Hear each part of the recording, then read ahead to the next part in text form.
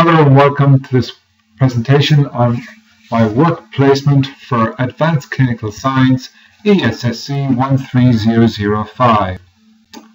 During this presentation I'll go through the clinical placement in itself, the tasks that I did, the skills and learnings that I got while I was on placement, the value of this experience, and this will be followed by some slides on a report that I wrote on a chosen population.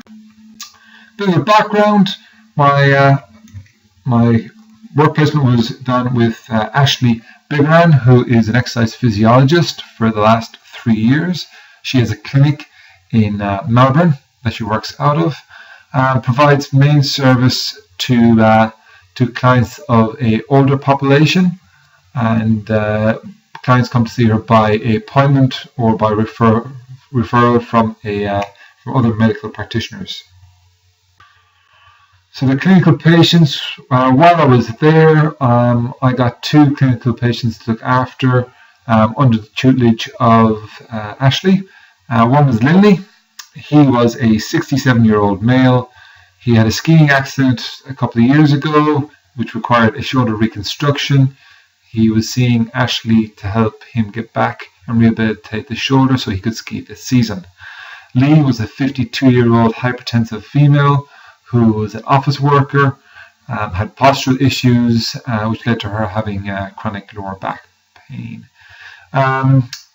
Each of Linley and Lee completed the ESSA adult pre-screening tool, which cleared them of any clinical issues that needed referral to a doctor. Only Lee had to go, as she has hypertension and requires medication. Both programs were to be written for as an ongoing thing for both Linley and Lee, not just for their time and duration at the clinic. Their treatment was successful. The tasks observed Ashley completing her screening system, which included the ESSA forms. Then the information taken from there, we designed, delivered and executed an individualized program for both Linley and for Lee. Again, it was for an ongoing duration, it wasn't just short term, so that was taken into account. And also some troubleshooting had to be done due to the complexity of Linley's shoulder, causing pain sometimes during the exercises, so exercises had to be adapted to make sure it was a pain-free movement. During my time at the clinic, both Linley and Lee provided personal feedback to myself and also gave feedback to Ashley on their treatment. The main thing that was given back to me was my implementation of a different style of programming. Again, going back to that troubleshooting, that I was able to change exercises quickly and without hesitation, and still achieve the same goal. What I learned when I was working in the clinic was working with older population, which I generally haven't done before, opening up my eyes to a different style of training. Then also one of the readings that Ashley suggested was the Clinical Sports Medicine book by Bruckner and Kahn. Very good book. I will be using this as a future study tool. Has some very good clinical assessments inside it. Its explanations are very simply explained.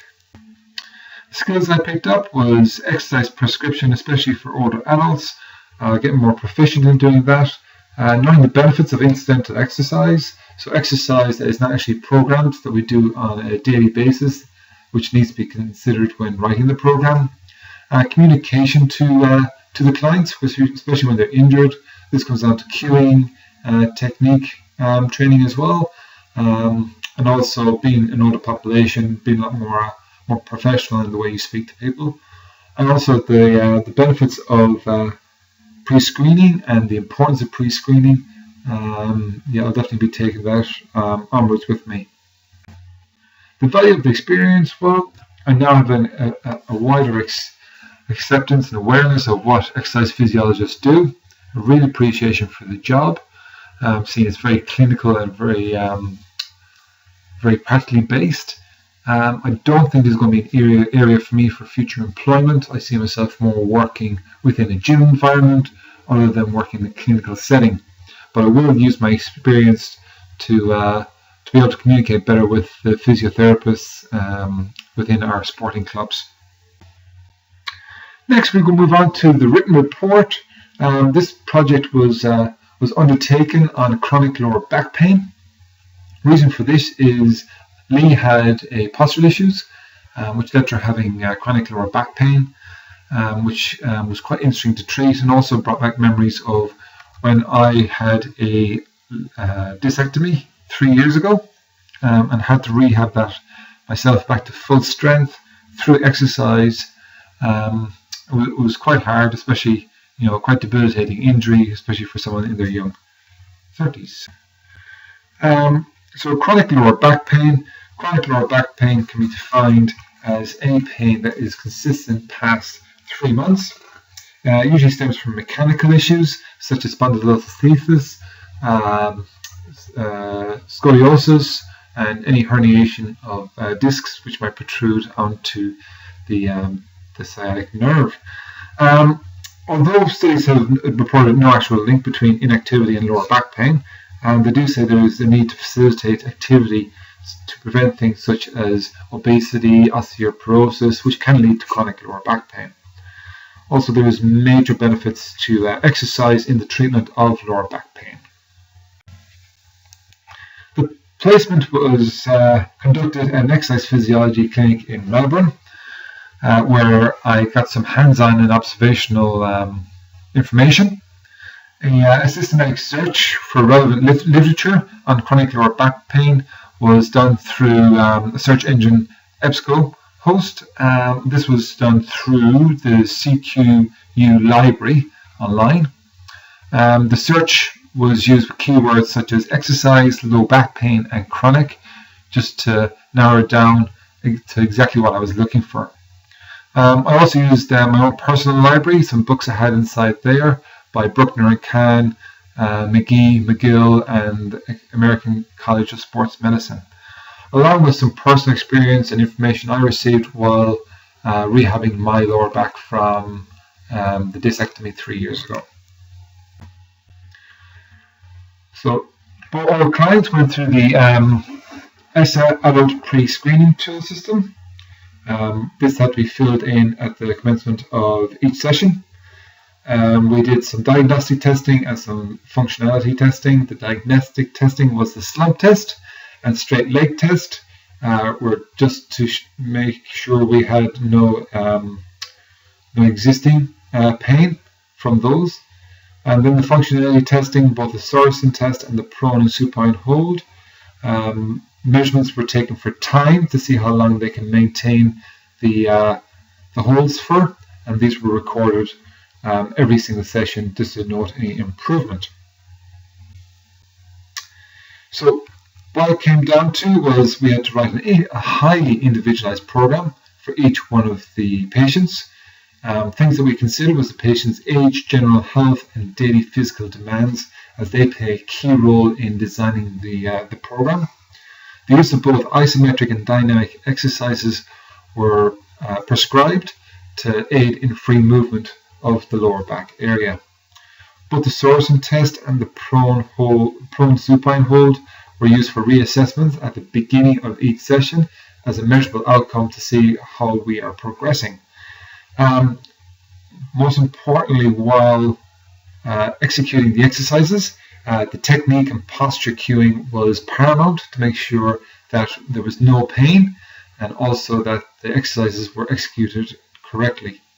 We also had to inform the patient that they will experience some DOMS, which is delayed onset of muscular strain, due to the fact that they will be exercising muscles, just like a person going to the gym will be using their muscles and will receive a small bit of pain. This is not detrimental to the pain and detrimental to the treatment. So when we translate exercise from Greek, it comes to the word free movement. And how we looked to achieve the free movement of both these clients was with exercise and flexibility. What we did was we isolated the muscles of the paraspinal area, especially the abdominal muscles, multifidus, quadratus lumborum. Make sure they were all working and strong, so they were long and strong, not short and weak. By doing this, we had to use progressive resisted exercises, so we increased the load, not the repetitions. And to increase the range of extension and flexion, we also recommended that some Pilates work was done, either through reformer or mat Pilates.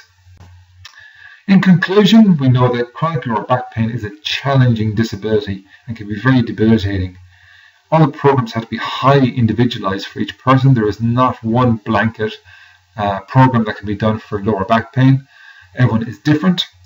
And exercise use in conjunction with physiotherapy has been proven to be the most highly successful method of rehabilitating chronic lower back pain. The practical implications that need to be considered was the financial and personal situations. You must also be aware that private health cover is not a common thing for most people in Australia to have, which is unfortunate. A high number do have private health cover, but due to, as you get older, financial constraints, when you're not working, certain things get put to the side, and unfortunately private health cover is one of those. So knowing the cost of recovery, we have to be aware of that, how many times you're instructing the patient to come see you. Also the accessibility of treatment. As we said before, chronic lower back pain is debilitating pain, so sometimes it might require you to have someone travel with you or bring you to your clinical treatments. Also, any sort of facilities that you need to use, they need to be accessible by the person. One thing we were aware of, that if we needed to do, we had to be able to adapt the exercises so they could be executed in the home. Any questions can be forwarded to brendan.whelan@cqmail.com. My references from the report are available on request. Some recommended readings, I mentioned these previously, were Clinical Sports Medicine by Bruckner and Kahn, great book. American College of Sports Medicine, Exercise Management for Persons with Chronic Disease and Disabilities, Orthopedic Physical Assessment by McGee, and Stuart McGill's book on lower back disorders. Very good reference guides and good to have in your personal. Here's the covers of what they look like. Look forward to hearing any of your questions. Thank you.